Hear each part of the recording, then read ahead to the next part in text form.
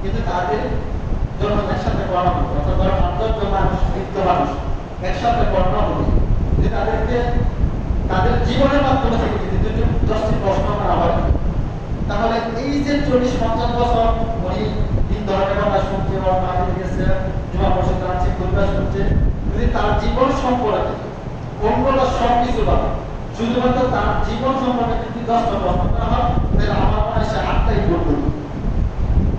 যদি 8টাই পূর্ণ না করতো, তাহলে তার চলাফেরা, কথাবার্তা, তার পারিবারিক সংস্কার না কিছু আছে, তাহলে মনে যদি সে মনে রাখতে পারতো, তাহলে হয়তো এমনটা করতো না।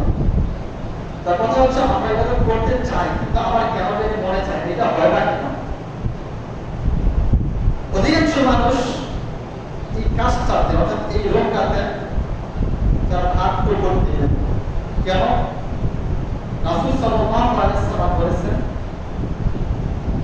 বান্দাদের যখন সৃষ্টি করা হয়েছে, অর্থাৎ পৃথিবীর সৃষ্টির 50,000 বছর পূর্বে মানুষের ভাগ্য কি আছে সব আল্লাহ দেখে দিয়েছে, এবং এরপরে যখন সৃষ্টি করছে, এরপর যখন মায়ের গর্ভে আসে, অর্থাৎ 120 দিন আসে তার মায়ের গর্ভে, তখন পুনরায় আবার তার ভাগ্য কি আছে আবার তার জিবরাইলের মাধ্যমে দেখে দেয়। রাসূল সাল্লাল্লাহু আলাইহি ওয়াসাল্লাম আলোচনার মাধ্যমে সাহাবায়ে জিজ্ঞাসা করলেন, ইয়া রাসূলুল্লাহ, সব ভাগ্যই যদি লেখাই থাকে, তাহলে আমরা এত কষ্ট করে আমল করা কি করব? এই যে দিন ধর্ম আমরা পালন করি, অনেক কষ্ট করি, যেমন অন্তিকে রোজার কাছে, রমজান কাছে আমরা অনেক দিন পাবে দোয়া করতে পারবো, পঁচিশ আমরা কষ্ট করছি, ফলে আমাদের করতে করতে পা ব্যথা হয়ে গেছে, কোমর ব্যথা হয়ে গেছে, এইগুলো করা কি প্রয়োজন? সেই ঘন্টা বসে থাকতে মসজিদে আসলে, বারোটায় আসলে, আবার 1টা-1:30 বাজে, এই 1-1.5 ঘন্টা মসজিদ থেকে লাভটা হয়।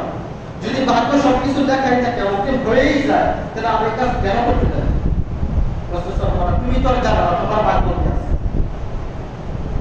মানুষের ভাগ্য জান্নাতি যে লোকগুলা, ওই লোকগুলা একটা দিনে কাজ করতে, আমল করতে, ভালো কাজ করতে তাদের কাছে মনে হয় তাদের বাধা আসে। আমরা আগ্রহী হবেন যখন মনে করবেন যে আমার ইবাদত আল্লাহর কাছে কবুল হচ্ছে, তাহলে মনে করবেন যে আমি যে আমলটা করতে যাচ্ছি, যেই কোনো আমল, নামাজ, রোজা, হজ, যাকাত, যেই কোনো আমল করতে চাই, জোরে মনে হয় যে আল্লাহ মনে হয় কিছুটা কবুল করতে যাচ্ছে, তাহলে সকল আমলগুলো আমরা করতে আমার কাছে ভালো লাগে, মনটা পুরোতে লাগে। এখন ভালো লাগতেছে, নামাজ পড়তে আছি, ভালো লাগতেছে। এখন কিছু কিছু মানুষ আছে তার দায়বদ্ধতাকে ছাড়ানোর জন্য লাস্ট মিনিট বসে দাঁড়ায়, শুধুমাত্র দায়টাকে পূরণ করার জন্য। যদি না যায় তাহলে কি হবে? এই জন্য লাস্ট মুহূর্তে সর্বশেষ সময় আসবে, বিশেষ করে ইমাম সাহেব শেষ করে দিবেন, আর যখন আলোচনা করবে তখন আমি মসজিদের পিছনে বসবো। প্রকৃত পক্ষে তারা তো মুনাফিকের কাতারে থাকে। কারণ হচ্ছে ওই যে বললাম, ইবাদত তাদের করতে ভালো লাগবে, তারাই করতে চাবে, তারাই করতে পারবে, যাদের ভাগ্যটা আল্লাহ জান্নাতের কাছে রাখছে। যদি জান্নাতের কাছে রাখে তাহলে কি করবে? সকল কিছু কাজকর্ম বাদ দিয়ে হলেও অত্যন্ত কিছুটা সময়ের জন্য তোমার মসজিদে আসার চেষ্টা করবে।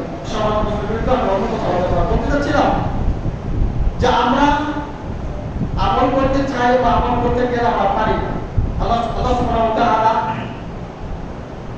সূরা জারিয়াত আয়াত নম্বর 56 আল্লাহ বলেছেন, ওমা খালাকুল জিন্না ওয়াল ইনসা ইল্লা লিয়াবুদুন, আমি মানব জাতিকে এই জন্য সৃষ্টি করেছি তারা শুধুমাত্র একমাত্র আমার ইবাদত করার জন্য। যদি তারা আমার ইবাদত করে তাহলে তার সব হবে।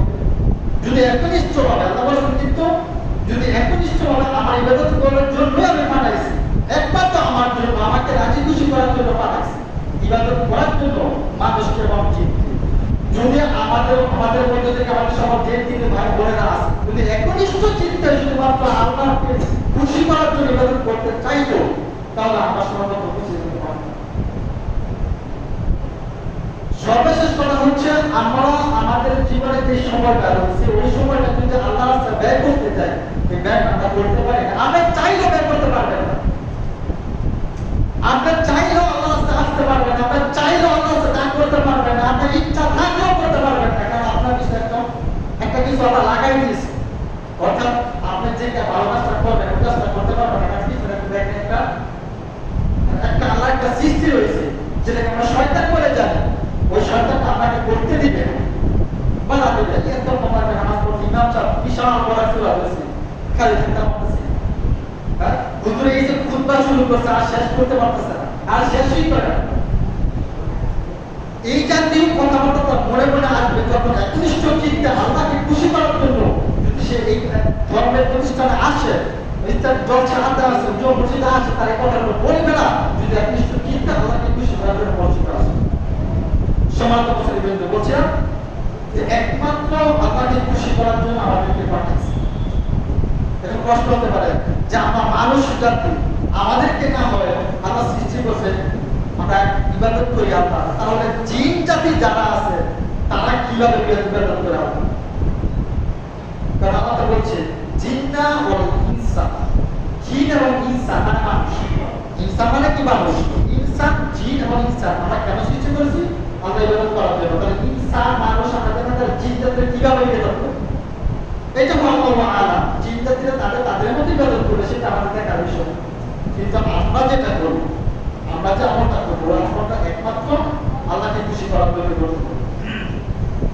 রাসূল সাল্লাল্লাহু আলাইহি ওয়াসাল্লাম বলেছেন আন্না তা'আবুদুল্লাহ কাআন্নাকা তারাহু ফাইন লাম তাকুন তারাহু ফাইন্নাহু ইয়ারাক। তুমি এমন ভাবে ইবাদত করবে যখন মনটা চাবে না তুমি ইবাদত করতে, মন চায় না, আসলো মন মতো হয় না, তাহলে তুমি মনটা ভাববা যে আমি তো ইবাদত করতে আসছি, মনে হয় এখন আমি আল্লাহ সুবহানাহু ওয়া তাআলার সামনে ইবাদত করছি, কিন্তু আমরা দু চোখ দিয়ে আমরা আল্লাহকে দেখতে পাচ্ছি না। তখন ভাবতে হবে যদি আমি আল্লাহকে না দেখি তাহলে আল্লাহ আমাকে দেখছে। এটা মনে মনে ভাবতে হবে। যখন এই কথা এই পরিকল্পনা করবো যে আমি যদি আল্লাহকে না দেখি আল্লাহ আমাকে দেখে, তাহলে চিন্তা করতে হবে যে আল্লাহ যদি আমাকে দেখে তাহলে ইবাদতটা কিভাবে হবে। এখন ধরেন আপনি একা ইবাদত করতে যাচ্ছেন, যতটুকু সুন্দর করে ইবাদত করার চেষ্টা করবেন, একা একা থাকবেন। যখন দুইজন লোক থাকবে তখন চিন্তা করবেন একটু ভালো করার জন্য, যখন তারা অধিক করবে তখন চিন্তা করবেন একটু ভালো করার জন্য, যখন বসে ইমাম সাহেব থাকবে তখন চিন্তা করবেন আমার পক্ষ থেকে সর্বোচ্চ চেষ্টা, আমার পক্ষ থেকে সর্বোচ্চ চেষ্টা ভালো যেটা হয় ওইটা আমি করবো। যদি ইমাম সাহেবের সামনে থাকে তাহলে ইমাম সাহেবকে সামনে রেখে আপনার সামনে চেষ্টা ভালো হওয়ার জন্য, সেই জায়গায় ইমাম সাহেবের সৃষ্টিকর্তা আপনার আমার সৃষ্টিকর্তা সারা মাখলুকের সৃষ্টিকর্তা, আপনি যদি ভাবেন যে আল্লাহ আমাকে দেখছে তাহলে কিভাবে করতে হবে? ওইভাবে ইবাদত করতে হবে যেভাবে আল্লাহ খুশি হবে, আল্লাহ রাগ করবে। আমরা যখন চার কাছে চাই বা মন্ত্রীর কাছে চাই তখন আমরা কিভাবে থাকি? যেমন সামনে গেলাম একটা ছোট মানে একটু আনন্দ বা আমি যেভাবে থাকি তাহলে মনে করি চার না চালানো বেয়াদব মনে করে, মানে এরকম ভাবি আমরা সবাই যদি কথা না শুনি না আমার পক্ষে কাজ করবে, সে আপনি আমাকে বেয়াদব করে এগিয়ে আমাদের বেয়াদব করবে। তার একটি পত্রিকা আমাদের সামনে আমরা যেন যতটুকু অবলম্বন সন্তর পরিবারটি থাকার চেষ্টা করি, ওই রকম পরিবারটি হয়ে যদি আমরা আল্লাহ ইবাদত করি তাহলে ইবাদত করতে আমাকে ভালো লাগবে। সব মিলিয়ে যে ইবাদতটা হবে মনে করবেন, আমাদের মনে করতে হবে আল্লাহ আমার সামনে আছে, সুতরাং ইবাদতটা আমাকে আল্লাহ খুশি করার জন্য করতে হবে। বলছিলাম ইবাদতের মন বসার কিছু কারণ রয়েছে, যেই কারণগুলো আমরা অবলম্বন করলে, যেই কারণগুলো আমরা ফলো করে অনুসরণ করে চিন্তা ভাবনা করলে আমাদের ইবাদত করতে ভালো লাগবে। ওই যে বলেছিলাম শুরুতে যে এখন কিছু মুসলিম আসবে, যে মুসলিমরা সর্ব লাস্টে আসবে, তাই তারা দায়কে গ্রহণ করার জন্য যে মুসলিম হিসাবে প্রসিদ্ধ না গেলে নাম হবে, এইরকম করে চিন্তা করে তাহলে ইবাদত করতে ভালো লাগবে না। এক লোকেরা কেন ইবাদত করতে ইবাদত ভালো লাগবে না, যত লোক আসছে জ্ঞান শেষ। তাহলে এই নিয়তে এই ইবাদত করলে আর ইবাদত করতে ভালো লাগবে না। এক কথায় যে ইবাদত করতে হবে একমাত্র খুলুসের নিয়তে ইবাদত করতে হবে। দুই নাম্বারটা হচ্ছে রাসূল সাল্লাল্লাহু আলাইহি ওয়াসাল্লামের পদ্ধতিটা আমল করতে হবে। এখন আপনি একটা আমল করবেন যে আমলটা আপনার জানা নাই, অজান্তে নামাজ পড়েন, কিভাবে রুকু করেন আপনি জানেন, কিভাবে সিজদা করতে আপনি জানেন না, কিভাবে দাঁড়াতে হয় সেটাও জানেন না, হাত কিভাবে বাঁধতে হয় সেটাও জানেন না। যদি এই নিয়মগুলো যদি আপনার জানা না থাকে তাহলে কিন্তু আপনি ইবাদতের অবহেলা। তাহলে ইবাদত করার পরে আপনাকে কি করতে হবে? আমলের সিস্টেমগুলো কি করতে হবে জানতে হবে। আপনার বয়স হয়ে গেছে, আপনি জানেন না ইমাম সাহেবকে একজন আলাদা আলাদা জিজ্ঞাসা করেন, এখন মনে হয় যে আমি বুড়ো হয়ে গেছি, বুড়ো হয়ে গেছি, বয়স হচ্ছে 30-35 বছর হয়েছে, আমি যুবক মানুষ। ইমাম সাহেব যদি একটা মাসালা দিকে একটা কি করবে না, খারাপ দেখা যায় এটা। তাহলে খারাপকে যদি মনে করেন এটা যে খারাপ দেখা যায়, বুড়ো হয়ে গেছে, এখন পানি না দিকে কিভাবে সরম লাগে, এটা যদি হয়, তাহলে আপনার এই পরিকল্পনা কি করেছে জানেন? এই পরিকল্পনাটা চিন্তা করেছে একমাত্র শয়তান। আরে ঠিক আছে না, বুড়ো হয়ে গেছে না, আগে তো দিকে তুই যুবক মানুষ, এত বড় হয়ে গেছে, 20-25-30 বছর পর এটা আমরা একটা মাসালের তুলবে জিজ্ঞাসা করি না, করিস না, জিজ্ঞেস না, যে ব্যবহার চিন্তিত কর। যদি এরকম কর্মশীলতা থাকে তাহলে কিন্তু এগুলো করতে মনে চাবে। অনেকে বৃদ্ধ মানুষ শেষ বয়সে আসলে করাবে জিজ্ঞাসা করে, চাচা আপনি যে বেতন করছেন, যে সবার তাদের আছে যে রুকুরা দিচ্ছেন, রুকুরা দেওয়া হয় না। চাচা বলবে, দেখো আমি তো বুড়ো হয়ে গেছি, এখন করতে পারি না, চাইলেও রুকু দিতে পারি, চাইলেও সিজদা করতে পারি, সে আবার বসে নামাজ পড়তে পারে, বসে বসে সলাত আদায় করতে পারে। এখন কেন এই কথা বলবো? এই কথা বলার কিন্তু আপনি এখন উপযুক্ত না। এখন আপনি চিন্তা করতেছেন আমি বুড়ো হয়ে গেছি, আমি সলাত আদায় করতে পারি না, আমি সিজদা রুকু দিতে পারি না। আপনি চিন্তা করেন আপনি কোন বয়সে কি আপনি ইবাদত করছেন? কত বছর বয়সে কি আপনি ইবাদত শুরু করছেন, নামাজ শুরু করছেন? আপনি যে বয়সে ইবাদত শুরু করছেন, আপনি যেভাবে সলাত আদায় শুরু করছেন, ইবাদত ভালোভাবে করতে শুরু করছেন, মনে রাখতে হবে আপনি যেই নিয়মে যেই সময়তে আপনি ইবাদত শুরু করছেন, ওই সময় কিন্তু আপনার ছেলে মেয়ে ওই সময় ইবাদত করবে। কারণ আপনার ছেলে আপনার মেয়ে আমরা দেখছি যে যুবক বয়সে যৌবনকালে আপনি ইবাদত করেন, তাহলে আপনি যেই কাজটা আপনি করতে পারেন না, যে কাজটা আপনি করেন না, ওইটা আপনার ছেলে মেয়েকে বলবেন কি করবেন? মানে আপনি যেটা করবেন ওই করা ওই জিনিসটা আপনার পরিবারের উপর প্রয়োগ করতে পারবেন। আপনি সারাক্ষণ চিন্তার উপরে থাকেন, সারাক্ষণ মানুষের জীবনের উপর থাকেন, মানুষের সব কথা এক কথা সব করে থাকেন। এখন যদি আপনার ছেলে মেয়েকে বাবা রে বিক্রম কারণ কি বল করেছে, দেখ খাচ্ছে তোমার অনেক সুযোগ আছে, এর সুযোগ থাকলে কিন্তু তাকে বল করেছে, আপনি বলতে পারবেন? আপনি নিশ্চয়ই তো আপনার ঘরে বসে ছেলে মেয়ের সামনে বসে দেখ খাদ্য জায়গাটা নিয়ে আপনার সমস্যা, হ্যাঁ বউটা কিন্তু এই সমস্যা, এর মেয়েটা কিন্তু এরকম সমস্যা, ছেলে মেয়ের এরকম সমস্যা।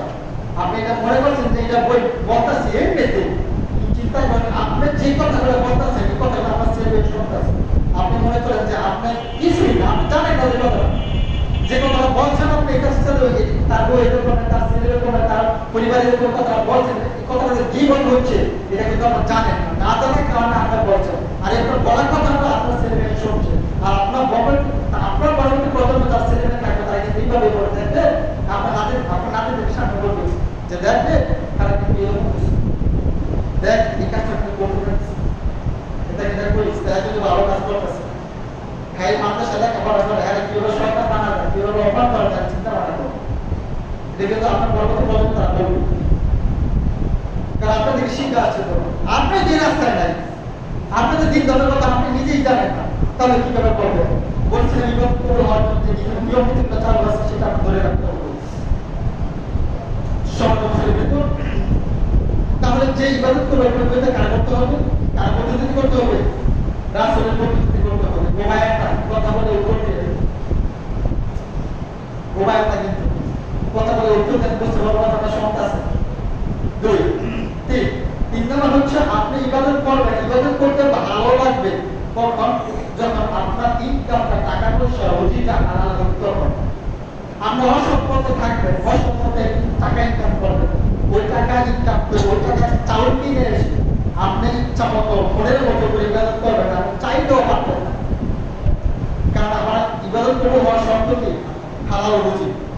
তা হালাল রুজি আপনার পেটে না থাকে, আপনার দেখেন যে রুজি হালাল রুজি টাকা পয়সা ইনকাম, টাকা পয়সা না থাকে আমার দেওয়া, তো ওইটা মানে আপনি ফোনের মতো ইবাদত করতে পারবেন, কখনই করতে পারবেন। কেন?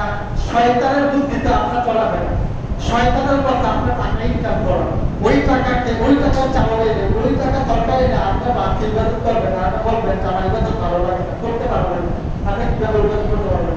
আপনার তো হালাল রুজি না, হালাল টাকা ইনকাম নাই, কিভাবে আপনি ইবাদত করতে পারবেন? হয়তো ইবাদত ভালো করার জন্য আরেকটি শর্ত হচ্ছে হালাল রুজি করতে হবে। যে করবেন আমরা 3 বেলা খাওয়ার কি প্রয়োজন? রাসূল সাল্লাল্লাহু আলাইহি ওয়াসাল্লাম জামানা যারা খেতে এমন দিন গেছে, দুই দিন রাসূলের চুলাতে তার ডেকে বসতো না, মাটিতে বসতো না, অনা হারা গেছে, কোন দিন গেছে এক প্যাকেট নিজেকে পরিবার সব চলে গেছে, এগুলো দিন গেছে, 2 দিন গেছে, আসলে চুলাতে হারি বসে নাই, এরপর তারা অবৈধ খাবার খায় নাই, সাহাবিরা অবৈধ খাবার খায় নাই, তাবে অবৈধ খাবার খায় নাই, আমরা ব্যাগ করে খাচ্ছি, ভালো করে খাবার খাচ্ছি, এরপরে খাবার খাওয়ার পর আমার দিদার করতে বলেছেন আরিশা কেন বলেছেন বিগত পূর্ব শব্দ হচ্ছে আবার খারাপ রুটি খেতে হবে, আমাদের তো খারাপ রুটি চায় না, খারাপ রুটি পক্ষ করতে হবে, আল্লাহ সুবহানাহু ওয়া তাআলা আমাদের সবসময় খারাপ রুটি খাওয়ার সুযোগ দান করে আমার পক্ষ সমাজের উপস্থিতি। আরেকটি হচ্ছে আপনি যে ইবাদত করবেন, যে আমলটা করবেন, ওই আমলের ধরেন আল্লাহু আকবার নামাজ শুরু করেন, তাকবীর দিয়ে আল্লাহু আকবার, এটা আমরা শুরুবেলা থেকে শুনে আসছি, আল্লাহু আকবার বলে নামাজ শুরু করতে হবে। একটা গল্প বলি, কোরআন মানে একটা কোরআন শুনলো না, ওই সৌদিতে কোরআন বলছিল যে সৌদি থেকে তোরা কি কি দেখাইছে, বলে সৌদিতে সব দেখছে আরবিতে বলে শুধু আযান নামাজ, শুধু আযানই বাংলাতে দেয় আর সব কিছু আরবিতে বলে। আযান কি বাংলা হয়? আপনারা বলেন আযান কি বাংলা হয়? তো সেই তো জানে না আরবি কোনটা বাংলা কোনটা, হ্যাঁ চিন্তা করতে সব আরবি ভাষাটা বলবে আযান ছাড়া, এরা আযান সব বাংলা দিতেছে, সে শুরুবেলা থেকে হতেছে আযান এক কি চলতেছে, মনে করছি যে বাংলা। তো আপনি যে ইবাদত করেন আল্লাহু আকবার, এই আল্লাহ শব্দের অর্থ কি আপনি জানেন? আমরা সূরা ফাতিহা বলছি আলহামদুলিল্লাহি রাব্বিল আলামিন, এই আলহামদুলিল্লাহি রাব্বিল আলামিনের অর্থ জানেন না? আপনি শুরুবেলা থেকে কইরা আলহামদুলিল্লাহি রাব্বিল আলামিন, তার প্রশংসা আমরা ইবাদত করবেন আলহামদুলিল্লাহি রাব্বিল আলামিনের অর্থ জানেন? ইয়াকা না'বুদু ওয়া ইয়াকা নাস্তাঈন, শুরুবেলা থেকে কইরা আছেন কিন্তু অর্থ জানেন? অর্থ না জানলে যে কাজটা আপনি পরিপূর্ণ না বুঝবেন, যে কাজটা না বুঝবেন, ওই কাজ করতে আপনার ভালো লাগবে, ওই কাজ করতে ভালো। তাহলে আপনি কি ইবাদত করবেন, ইবাদতের পূর্বে আপনি যা আমল করেছেন, ফাতিহা করেছেন, নামাজ পড়েছেন, ইখলাস করেছেন, যে দলগুলো করেছেন, দুরূদ করেছেন, সালাম করেন, এরপর আরো নামাজ পড়তে গিয়ে যে ইবাদতগুলো রয়েছে, অন্য ইবাদত যে নিয়মিত রয়েছে, যে যদি এই নিয়মিত করতে গিয়ে দোয়া কালামের অর্থ সূরা যদি দোয়া না করেন, না বুঝেন, তাহলে করতে ভালো লাগবে। তার মানে আপনি ইবাদত করার পূর্বে যে দোয়াগুলো পড়বেন, ওই দোয়াটার অর্থ আপনি জানতে হবে। আমরা বলি আলহামদুলিল্লাহি রাব্বিল আলামিন, এর অর্থ জানেন, আর তার অর্থ জানেন, বাইরে কি হবে আমরা অর্থ জানেন, ইয়াকা না'বুদু ওয়া ইয়াকা নাস্তাঈন অর্থ জানেন, তো না জানলে ভালো লাগবে যে হুজুর আছে কিছু কথা কি বলছে, আসলে এটা ওইটা ইমাম সাহেব বলতেছে কি কথাটা, এই কথাটা মানে কি আমরা তো সেটা আমাদের কথা বলে মাতৃ ওয়ারহামনি ওয়াজকুরনি ওয়াহদিনি ওয়াফিনি ওয়ারজুকনি, এই দোয়াটা পড়তাছি, এই দোয়াটা মানে সুবহান রাব্বিল আযীমের মানে, সুবহান রাব্বিল আলার মানে, দয়া সুবহানাল্লাহ মাতৃ গায়ত্রী কথা মাতৃ জানাতে দোয়া পড়তাছি, এটা সবসময় পড়তে হবে, কারণ মাতৃ তাহলে সবাই দিন আমার শাহিদিনা এর অর্থ জানেন, এমনিতেই পড়তাছি, তাহলে ইবাদত করতে ভালো লাগবে। তার মানে আপনি বৃদ্ধ হয়ে গেছেন অনেক সময়, এখন পর্যন্ত সূরা ফাতিহার অর্থই জানেন না, তার ইবাদত করতে ভালো লাগবে? জলদি চিন্তা করবেন আমি করবো, করতে পারবেন না, কারণ যেটা আপনার বুঝেন না ওই কাজটা করতে আপনার ভালো লাগবে না। তার মানে সূরা ফাতিহার অর্থ জানতে হবে, নামাজে যে যখন দোয়াটা বলেছে ওই দোয়াটা অর্থ জানতে হবে, অর্থ জানার পর ওই ইবাদত করতে আপনার কাছে ভালো লাগবে। সম্মান বলছিলাম ওই ইবাদত করতে গেলে আমাদের মনে চায় না ইবাদত করতে, কেন করতে মনে চায় না, তার আরেকটি কারণ হচ্ছে আমরা মৃত্যুকে ভুলে গেছি। আমাদের চোখের সামনে, আমাদের বাড়িতে, আমাদের বাড়িতে, আমাদের আত্মীয় স্বজনের মধ্যে অসংখ্য মানুষ আমাদের চোখের সামনে চলে গেছে, আমরা চিন্তাই করি না আমাদের বড়, আমরা চিন্তাই করি না আমরা একদিন পৃথিবী ছেড়ে চলে যাবো। এই মৃত্যুকে ভুলে থাকার কারণে, এই মৃত্যুকে স্মরণ করা না করার কারণে আমরা ইবাদত করতে পারবো না। এখন যদি আমরা চিন্তা করি আমার বাবা তো মারা গেছে, আমার দাদা তো মারা গেছে, আমার মা মারা গেছে, আমার আত্মীয় স্বজনের মধ্যে আমাদের ভালো ঘনিষ্ঠ আত্মীয় যারা তাদের মধ্যে মানুষ মারা গেছে, একদিন তো আমারও হলো এই পৃথিবী ছেড়ে চলে যেতে। এই চিন্তাটা যদি আমি করতাম, ধরেন আমি একদম নিরিবিলি একটু একা চিন্তা করবেন যে আমি এখন যদি এই পৃথিবী এমনও বলতে পারে আজকে রাত্রে আমার শেষ না, এই সময় আমার শেষ ঘুম, এই ঘুমার পরে যদি আমি সকালবেলা ঘুরতে না পারি, তাহলে আমার পরিবার স্বজন যারা আছে সবাই কিছুক্ষণের জন্য কান্নাকাটি করবে, কিছুক্ষণের জন্য শোক করবে। তখন পরিবারের সবাই আমাকে যত দ্রুত, যত তাড়াতাড়ি, যত দ্রুত করা যায় আমাদেরকে ওই অবস্থা দিয়ে দেবে, আমাকে আর রাখবে না। অথচ আমার টাকা খেয়ে আমার কষ্টের বাড়ি থেকে তারা আমাকে মৃত্যু টাকা আর রাস্তা বাড়িতে রাখবে। এটা যদি চিন্তা করে ওই বাড়ি থাকার আমার আর উপযুক্ত নাই। আমি আমার বাবাকে নিজ হাতে কবর দিয়ে এসেছি, আমার বাবার জমিতে থাকে। আজকে এগুলো হতে পারে আমার ছেলের সন্তান আমি যাওয়ার পর ওই বাড়িতে আমি থাকবো, আমার ছেলের সন্তান থাকবে। আমি তো আমার বাবাকে বিদায় দিয়েছি অন্ধকার করে, আমি মরার পর আমার সব ছেলের সন্তান আমাকে কবর দিয়ে দিবে। তাহলে ওই গভীর অন্ধকারে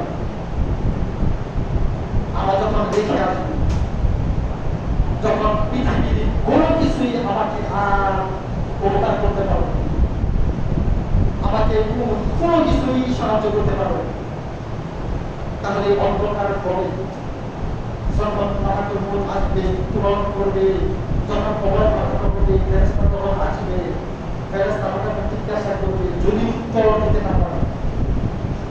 এমন কিছু লোক রয়েছে যারা চিন্তা করে যে তিনটা প্রশ্ন করা হবে, এই তিনটা তাদের সকলের আমারও প্রশ্ন আছে, অসুবিধা সমাজ বুঝতে বল্লাহি আমার বছর মৃত্যুর পর ওই প্রশ্নটা আপনার কখন মনে থাকবে। আপনাকে যখন প্রশ্ন করবে একটা ছবি দেখানো হবে, হাজার রাজুল এই ব্যক্তিটা কে, তখন আপনার সামনে চোখ তুলে ধরা হবে যে হাজার রাজুল এই ব্যক্তিটা কে, এখানে তুলে ধরা হবে ছবিটা দেখানো হবে।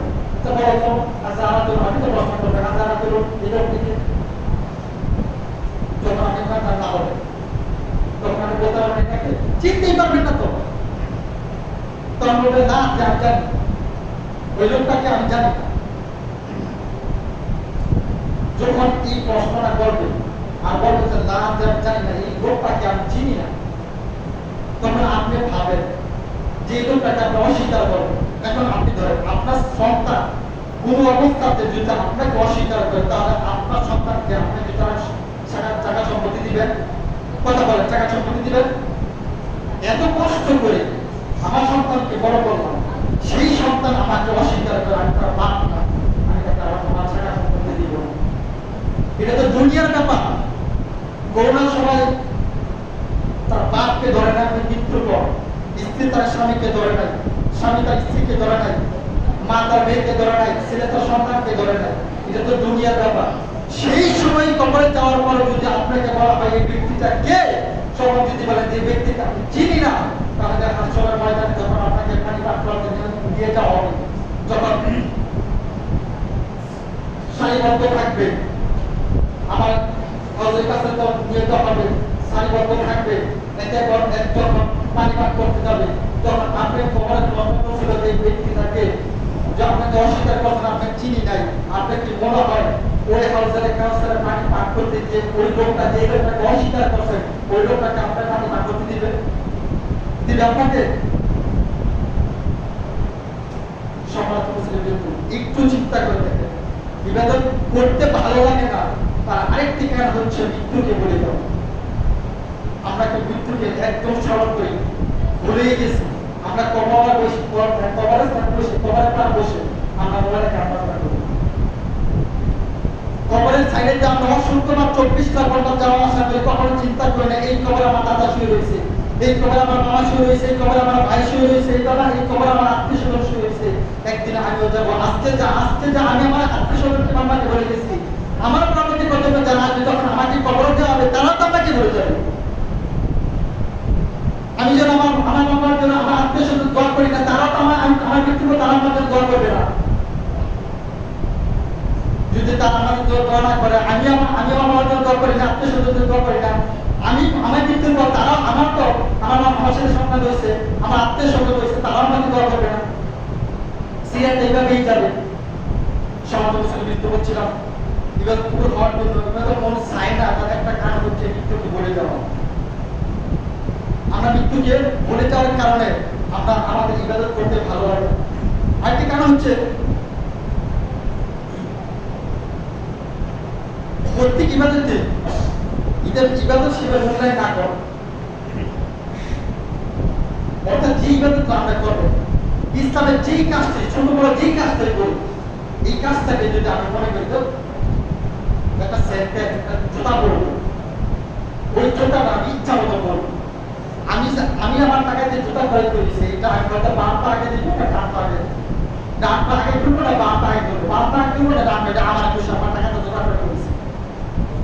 এই ছোট্ট একটা আমল, ওই আমলটা যদি অমূল্যায়ন করে তাহলে ওই মূল্যায়নটা আপনারা বুঝতেই পারবেন যে জুতাটা আমি কোন পা আগে করবো, জুতাটা খোলার সময় কোন জুতাটা আগে খুলবো, বাথরুমে যাওয়ার সময় কোন পাটা আগে দিব, বাথরুম থেকে বের হওয়ার সময় কোন পাটা আগে দিব, মসজিদে ঢোকার সময় কোন পাটা আগে দিব, মসজিদ থেকে বের হওয়ার সময় কোন পাটা আগে বের করব, বাড়িতে ঢোকার সময় কি করতে হবে, বাড়ি থেকে বের হওয়ার সময় কি করব।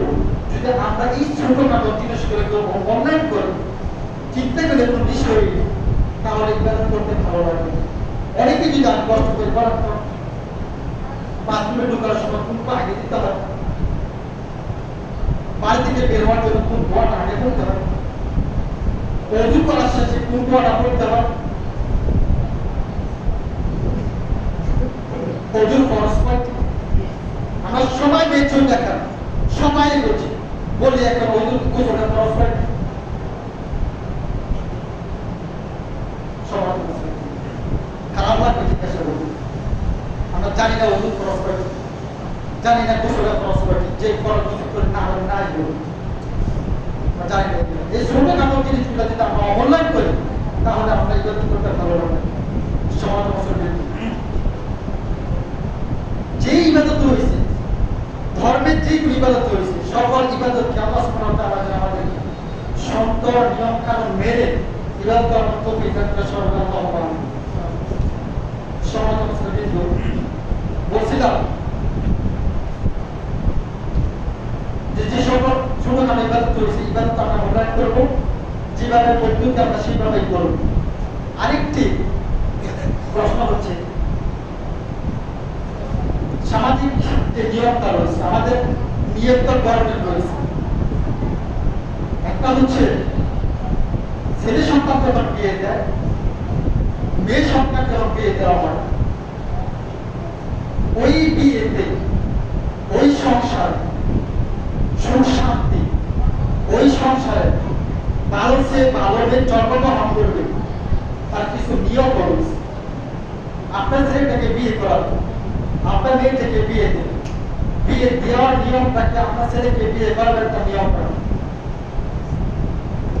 আপনার মেয়েটাকে এখন বিয়ে দেবে, আপনার মেয়েকে বিয়ে দেওয়ার সাথে সাথে চিন্তা করেন যে আমার মেয়েটা যদি 3 লক্ষ টাকা কাবিন না দেয়, যদি কোনো কারণবশত এক্সিডেন্ট আমার মেয়েটাকে তালাক দিয়ে ছেড়ে দেয়, আমার মেয়েটাকে আমার বিয়ে জামা ছেড়ে তালাক দিয়ে বিদায় করে, তাহলে 3 লক্ষ টাকা কাবিন করে 3 লক্ষ টাকা দিয়ে এরপরে বিদায় করতে হবে।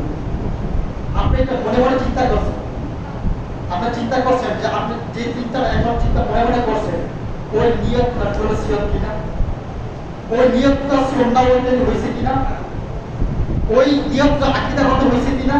আপনি বাবা আপনাকে চিন্তা করেন, ছেলের বিষয় পরে ছেলেরা বিয়ে করবে এটা পরে বলতেছে, আগে আপনার মেয়ে কিভাবে বিয়ে দেবে সেটা আগে চিন্তা করেন। আপনি বলছেন আমার নাতিরে এত দুষ্টা দুনিয়ার পথছে, কথাই শোনে না। আপনি কি চিন্তা করতেছেন? আপনি চিন্তা করছেন আমার মেয়েকে বিয়ে দেওয়ার জন্য কি নিয়োগ করছিলেন? আপনার মেয়ের সংসার 10 বছর সময় হচ্ছে, আপনার নাতির বয়স 6 বছর, আর 6-8 বছরের ভিতরে আপনার সব নাতিটা কথা শোনে না। আপনি চিন্তা করছেন আমার সব নাতিরা কিন্তু একদম কথা শোনে, দুনিয়ার বড়। আপনি চিন্তা করেন 8 বছর আগে 10 বছর আগে মেয়েটাকে বিয়ে দিতে কোন নিয়ত? আপনার নিয়তটা কিন্তু সঠিক হয় নাই। যে নিয়তটা দরকার ছিল, আপনি খুলুসিয়াত দিয়ে নিয়তটা দরকার ছিল আমার মেয়েকে বিয়ে দিব, পরমোহরে বিয়ে দিব। আমি আল্লাহর কাছে চাওয়া চাই, আল্লাহ তুমি আমার মেয়েটাকে ওই বাড়িতে ইমানের সহিত রাখো, আল্লাহ তুমি আমার মেয়েটাকে ওই বাড়িতে পর্দার সহিত রাখো, আল্লাহ তুমি ওই বাড়িতে আমার মেয়েকে 5 ওয়াক্ত সালাত পড়ার মতো ব্যবস্থা করে দাও, আল্লাহ তুমি ওই বাড়িতে আমার মেয়েটাকে পর্দার সহিত সর্বত চলার মতো তৌফিক দান করো, আল্লাহ তুমি আমার এই মেয়েটাকে ওই বাড়িতে সবসময় হালাল ভক্ষণ করতে পারে ওই ব্যবস্থা তুমি করে দিও। আল্লাহ তুমি আমার এই মেয়েটাকে দান যে সন্তানদের ওই সন্তানকে আল্লাহ তুমি সুন্দর মতো ইসলাম ধর্মের যে মানুষ হওয়ার মতো তৌফিক দান করো। আল্লাহ তুমি আমার এই কথাগুলো এই দোয়াগুলো তুমি আমার কবুল করো। আপনি এই কথা একদিন চিন্তাও করেন নাই, আমি চিন্তা করছেন আমি 3 লক্ষ টাকা দিয়ে কামিন দিব যাতে আমার মেয়েটাকে বিয়ে দেওয়ার পর 3 লক্ষ টাকা দিয়ে আবার ছাড়তে হবে। আপনি বলে চিন্তা করেন আমার নাতিটা বড় একটা বলা আমার চিন্তাই আমার নিয়ত এখন পর্যন্ত সঠিক হয় নাই। আপনি কিভাবে নাতি সুন্দর করবেন, কিভাবে নাতি সুন্দর মানুষ হবে, কিভাবে আমার নাতি ধর্মের কথা শুনবে। আপনি ধর্মের কথা শোনেন না, আপনার পরবর্তী প্রজন্ম শুনবে না, এর পরবর্তীতে আরো চলবে না, যেটা কোনো বলে আছে যে আপনি ধর্মের সম্পর্কে জানা নাই, তাহলে কিভাবে আপনার পরবর্তী প্রজন্ম ধর্মের কথা শুনবে। সবার কথা বিরুদ্ধে আগে নিয়মটা করে যেতে হবে, অন্তরটা একনিষ্ঠ চিত্তে আল্লাহকে খুশি করতে হবে। খুশি করার পরে যদি আপনি আমার মেয়েকে বিয়ে দেন, তাহলে আল্লাহ চাইলে হইতে পারে আপনার সন্তানের অর্থাৎ আপনার নাতি সন্তান হবে সুন্দর, পরিপাটি হবে, ধর্মের কথা শুনবে, ইসলামের কথা শুনবে। এখন কথা হচ্ছে যে আপনার প্রচলন যে আব্দুল ভাই আপনাদের বলছিলেন যে ভাগ্য লিখে রাখাইছে 50,000 বছর পূর্বে, আবার লিখে দেওয়া হয়েছে মায়ের গর্ভে 120 দিন পরে। এখন আবার বলেন যে নিয়ত ঠিক নাই, হ্যাঁ 50,000 লিখে দেওয়ার পর আবার এখন লিখে দেওয়ার পর এখন বলতেছেন এইটাও হবে না, যা বলবো না। এবং এমন পরিস্থিতি যে পরিস্থিতিতে এই হুজুর বলে এই কথা, ওই হুজুর বলে ওই কথা, ওই হুজুর বলে বিয়ার শেষে হাত তুলে দোয়া করা যাবে না, ফরজ নামাজ পড়ে দোয়া করা যাবে না, ওই হুজুর বলে কোনো সমস্যা নাই বরদাস্ত করো, ওই হুজুর বলে মৃত্যুর পর 3 দিন অনুষ্ঠান করা যেত না, 40 দিন অনুষ্ঠান করা যেত না, এই হুজুর বলে কোনো সমস্যা নেই দরকার না হইতে বলতেছে। এখন আমি বলি যাবো কথা, এই হুজুর বলে মৃত্যুর পর অনুষ্ঠান করা যাবে, এই হুজুর বলে ফরজ নামাজ পড়ে দোয়া করা যাবে, ওই হুজুর বলে যা করতে থাকো মিছিল করা দরকার নাই, যেমনি আছে এমনি চলো। ধর্মের নাম কি এটা? এটা ধর্মের নাম? আল্লাহ তো বলছেন তারা বলে আমি পারি দেখুন আল্লাহ করে দিয়েছেন প্রত্যেকটা প্রত্যেকটা নারী পুরুষের উপর ধর্মের জ্ঞান অর্জন করাই ফরজ। এখন আপনি যদি দোয়াই দেন ইমাম সাহেব এই কথা বলছে, ইমাম সাহেব ওই কথা বলছে, আপনি তা বলবেন যাক দোয়া কিনেছে এইটা বলে এই এক হচ্ছে রাসূল সাল্লাল্লাহু আলাইহি ওয়াসাল্লাম ফরজ হচ্ছে তোমাদের দ্বীনের জ্ঞান অর্জন করতে হবে। শুরুতে দ্বীনের জ্ঞান আপনাকে অস্বীকার করবে না, আমরা সন্তানকে দিব মাদ্রাসা এলাকা অনেক কি হবে, মাদ্রাসা এলাকায় কি হবে 6,000 টাকা করে 8,000 টাকা করবো, এরপর 8,000 টাকা 9,000 করতে 1,000 টাকা করতে হবে। এই 8,000 টাকা 9,000 টাকা সংসার চলবে দরকার নাই, মাদ্রাসা এলাকা খুবই দরকার। মূল্যায়ন করতেছে দিন ধর্মের সম্পর্কে আমরা কি চিন্তাই করছি, দরকার নাই, কি দরকার আছে মাদ্রাসা এলাকা কত কিছু করতেছে। আমরা আপনি বলেন 30,000 টাকা মাসে পাই, এরপর মাস শেষে আবার ঋণ থাকে, 30,000 টাকা মাসে পাই, এরপর মানে ঋণ থাকে ঘরে শান্তি নেই। এটা আপনার বলেন আবার এই 30,000 টাকা মান ওই 30,000 টাকা এটা আপনার বরবাদ নেই, যে 50,000 টাকা মান মাস শেষে ওই 50,000 টাকা বরবাদ নাই। ইমাম সাহেব 8,000 টাকা দিতে পায়, ওই টাকাতে বরকত রয়েছে, চেষ্টা করে খরচ করে চলতে পারে। এরপর বলে অনেকে বলে ইমাম সাহেব এত টাকা কম টাকা বেতন, এরপর সুন্দর সুন্দর মানতে পারে, সুন্দর সুন্দর গুলি পারে করে দিন সবার এটা হচ্ছে অন্তর্গত খালার বুঝে নিয়ত করা। সবার বলতে চাচ্ছিলাম যে মোবাইলের ব্যাপার করতেছি সুন্দর করতে হবে। আল্লাহ সুবহানাহু ওয়া তাআলা মেয়ে সন্তানকে বিয়ে দেওয়ার সময় সঠিক নিয়ত করে বিয়ে দিতে পারে, সেহেতু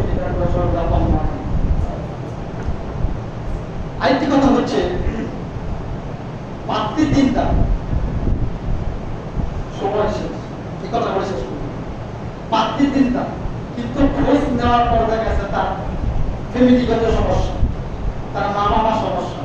তবে যে মেয়েটাকে আপনার দেখছেন ওই মেয়েটা কি করছে, সুন্দর করে ফেসবুক সাথে সুন্দর করে চ্যাট করে মোবাইলে হোয়াটসঅ্যাপে মেসেঞ্জারে মধ্যে চ্যাট করে, সে কিন্তু পর্দাশীল। ওই পর্দাশীল মেয়েকে আপনি কি করবেন? সমাজ বছর দেখুন পর্দাশীল ছেলে বোরকার ভিতরে থাকে, বোরকার ভিতরে থাকে।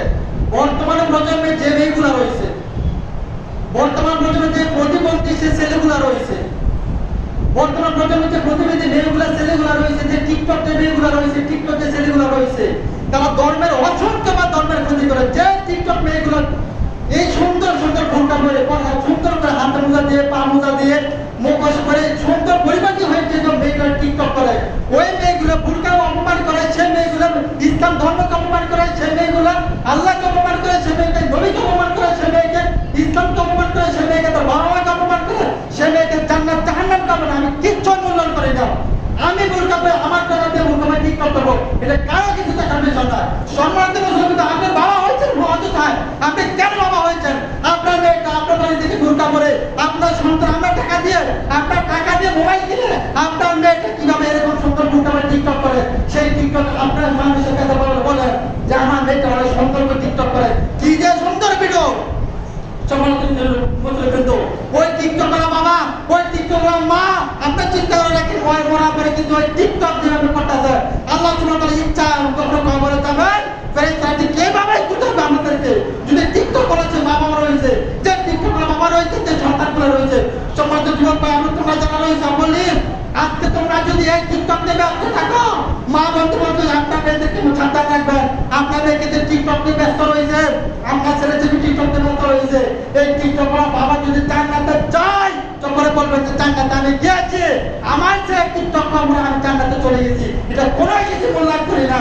আপনার ছেলে হয়েছেন অযথায়, আপনার যে প্রতিবন্ধী ছেলে, আপনি একটা প্রতিবন্ধী মেয়ে, আপনি ধর্মের নামে ধর্মকে কলঙ্কিত করার জন্য আপনি যে বোরকা পরে, আপনি যে সুন্দর পোশাক পরে ভিডিও করেন, টিকটক করেন, আপনার লজ্জা নাই, আপনার শরম নাই, আপনার বাবার শরম নাই, আপনার মার শরম নাই, আপনার ভাইয়ের শরম নাই, আপনার আত্মীয় স্বজন আপনাদের কার দেয় তাদের কারোই শরম নাই। যদি শরম থাকতো তাহলে আপনার মতো মেয়ে আপনার ছেলে টিকটক করে কি করে?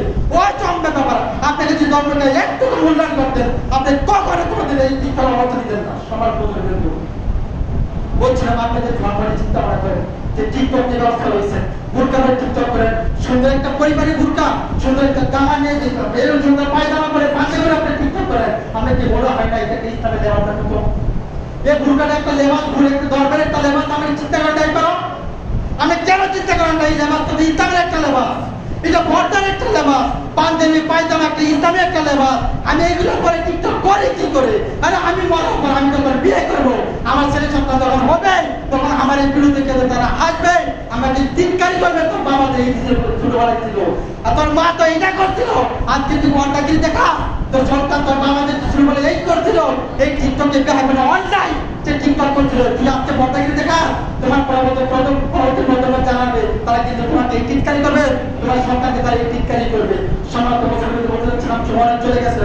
আল্লাহ সুবহানাহু ওয়া তাআলা যেন এইরকম বেহায়াপনা অশ্লীল অপকর্ম থেকে আল্লাহ যেন আমাদের বিরত থাকার মতো তৌফিক দান করে। সর্বদা আমি আল্লাহ সুবহানাহু ওয়া তাআলা যেন বিশেষ করে মা বাবাকে হেফাজত করার মতো তৌফিক দান করেন, মা বাবাকে সুন্দর করে তার সাথে আচরণ করার মতো তৌফিক দান করেন। আল্লাহ সুবহানাহু ওয়া তাআলা আমাদেরকে পাঁচ ওয়াক্ত নামাজ পড়ার মতো তৌফিক দান করেন। আমিন। আল্লাহ সুবহানাহু ওয়া তাআলা আমাদেরকে সবসময় পর্দা থাকার মতো ব্যবস্থা দান করেন। সর্বদা আমিন। আল্লাহ সুবহানাহু ওয়া তাআলা আমাদেরকে সবসময় পাঁচ ওয়াক্ত নামাজ পড়ার জামাতের সাথে নামাজ পড়ার মতো তৌফিক দান করেন। সর্বদা আমিন। আল্লাহ সুবহানাহু ওয়া তাআলা আমাদেরকে সবসময় হালাল রুজি খাওয়ার মতো তৌফিক দান করেন। আমিন। আল্লাহ সুবহানাহু ওয়া তাআলা আমাদের প্রথম জানা আছে বিয়ে শাদী সংসার জীবনের সঠিক সুন্নাত অনুযায়ী নিয়মে আমরা যেন করতে পারি, সেই তৌফিক যেন আল্লাহ সুবহানাহু ওয়া তাআলা করে। আল্লাহুম্মা আমিন। সুবহানাকা ওয়া বিহামদিকা আশহাদু আল্লা ইলাহা ইল্লা আনতা আস্তাগফিরুকা ওয়া আতুবু ইলাইক।